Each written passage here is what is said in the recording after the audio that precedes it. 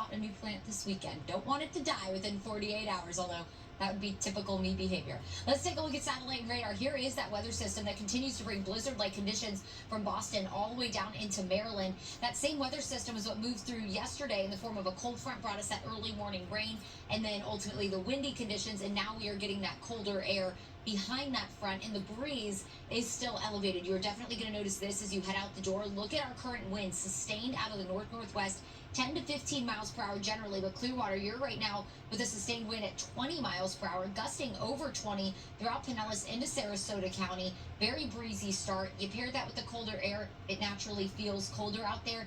Feeling more like the upper 30s to low 40s now. Now that the sun's been up for a little while, obviously we're starting to warm. 41 is what it feels like in Zephyrhills. 39 in Lakeland and in Bartow. Feels more like the low to mid 40s from Tampa into St. Pete down into Sarasota.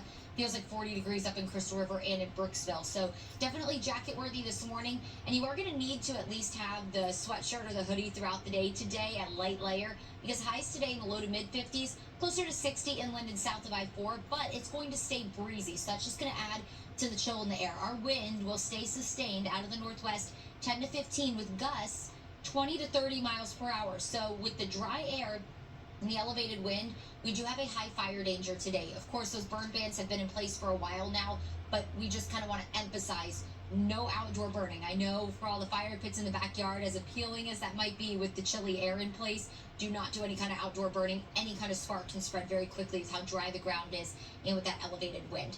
Here's a look at feels like temperatures through the day today, because when that wind stays elevated 25 to 30 gusts, it's going to struggle to feel warmer than the low 50s in most spots today. Even as the wind dies down overnight, it'll still be high enough to make it feel colder tomorrow morning. Take a look out the door for your Tuesday, feeling more like the mid to upper 20s north of town and inland, feeling more like the low to mid 30s from Tampa over towards the water. So you will definitely need the coat out the door tomorrow morning. And then tomorrow, as that wind relaxes, tons of sunshine, temperatures tomorrow will approach 60 degrees, so it'll be a pretty comfortable afternoon.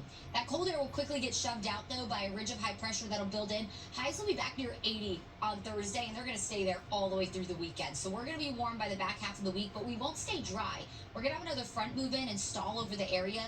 It does look like Friday afternoon into the evening will be the best chance for rain, with showers lingering into Saturday morning. Saturday afternoon into Sunday are both trending drier. So not a washout for the weekend, but much needed rain. We could pick up 1 to maybe even over 2 inches of rain in some spots, which is much needed.